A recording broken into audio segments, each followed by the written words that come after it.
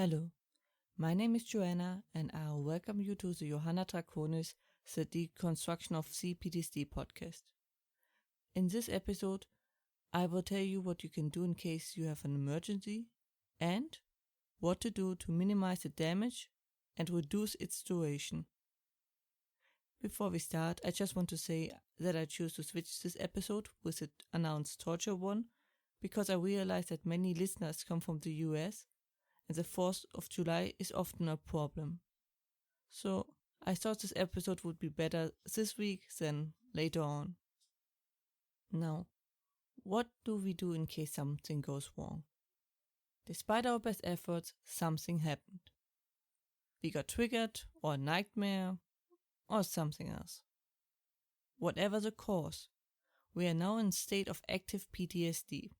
Our symptoms are in full swing, and we try to not lose the grip on reality, while our body goes crazy, depending on your level of PTSD naturally.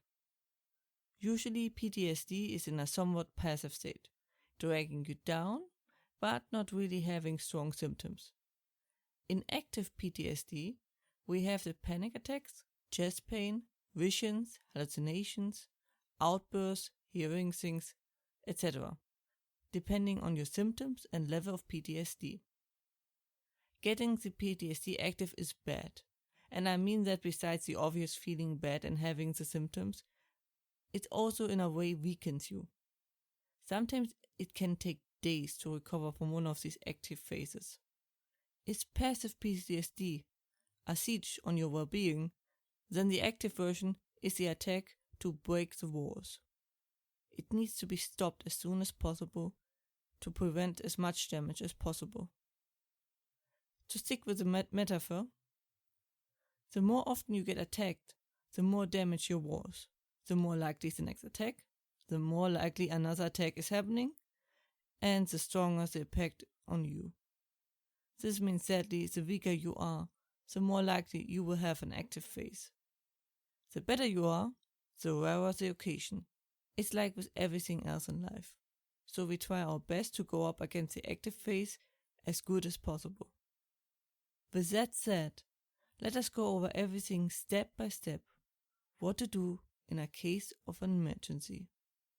Preventive.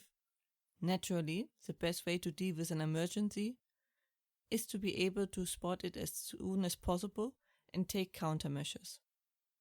The sooner we counter it, the better we can prevent the peak from happening and softening the blow.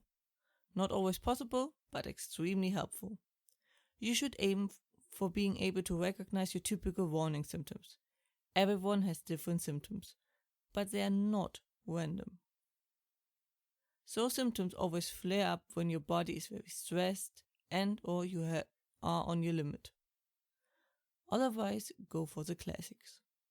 And watch out for strong problems like concentrating or focus, being beside yourself, trouble with vision, thin-skinned, chest pain, and tension. As soon as you recognize them, take the next steps methods to prevent worse things from happening.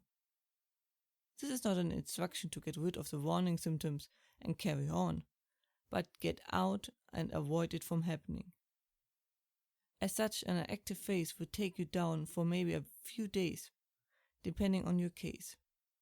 This is a heavy blow, not just a side effect, and should be avoided as much as possible.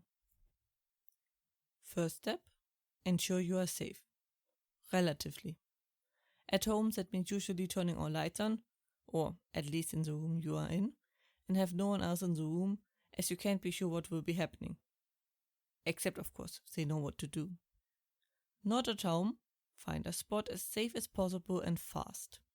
Usually you don't have a lot of time to find something before you might lose control. A safe spot is away from many people, as quiet and peaceful as possible be. Beware of dark places, as they tend to inspire your brain of darker things. So, safety before light. If you can, signal for help. But only do that if you know the other person knows what's going on, or at least what you are signaling them. As a stranger can be an unknown factor, and an unknown factor can go both ways. From my experience, it's best to curl up and hug your legs, because this way you can grab them and have something that you can hold onto and squeeze if necessary. Try to otherwise keep additional stimuli down. Stimuli are signals that body receive from our senses: taste, smell, feel, hearing, and seeing, as they can reactivate the active phase and keep it basically endless going, except you know exactly what stimuli is causing your active phase. Second step. If you know the causing stimuli, then you can even learn to use a specific stimuli to counter your active phase and reduce its length and or shorten it. This can also be achieved by an object with a unique sensation which contradicts the visions we see from the active PTSD, as the stimuli are too different from one another and the brain can make them work together. The cognitive dissonance forces the brain to correct what we see. For example, the memory is of a very cold night, holds something extremely warm. Also, memory was in the desert, plants, moss, trees, or something along these lines. It was quiet, play some jolly music, or whatever. I used clothes, and for my nights, stuffed animals. So when my hands felt it, I knew I was just having nightmares. It had to be big enough that I could hold onto it, like a safety buoy. This is something you can train yourself, but it can be difficult depending on the person. The most important thing is to reduce the stress as much as possible, as the stress you have, caused by the active phase, just makes the active phase longer and worse. As the brain is in a sort of panic, we are going to die mode. And the more stressed you are, the more you confirm your brain that it is right to panic, similar to a person afraid of flying in a plane. Yes, it's moronic and a vicious circle. This is why we try to relax as much as possible to leave the vicious circle as soon as possible. It is very hard, and everyone has different methods. If you can, try using a mantra. It's best to have trained it before, but if not, it still usually works. What is a mantra? It's a line that you repeat again and again. It starts with the name, where you are, another detail, and a positive ending. More variations are of course possible, whatever works best for you. For example, my name is Johanna Draconis. I am at home.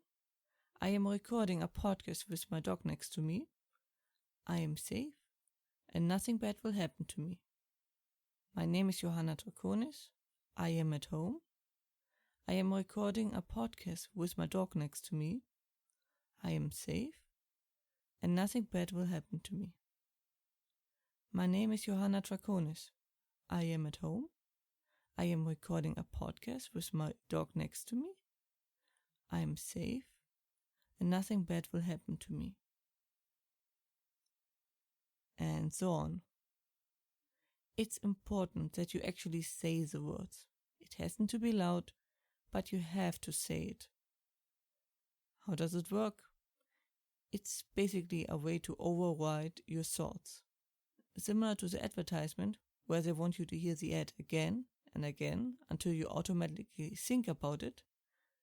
This uses the same method. By repeating it, it fills, so to say, the head more and more, until the brain accepts it as the main thought.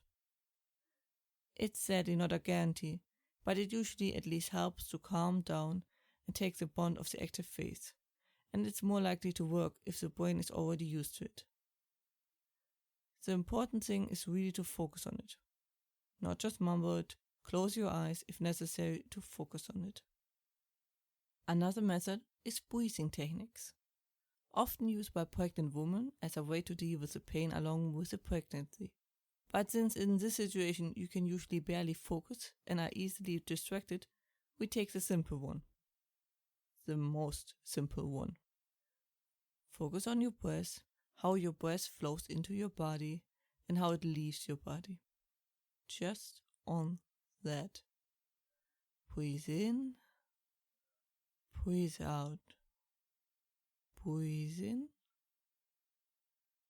breathe out.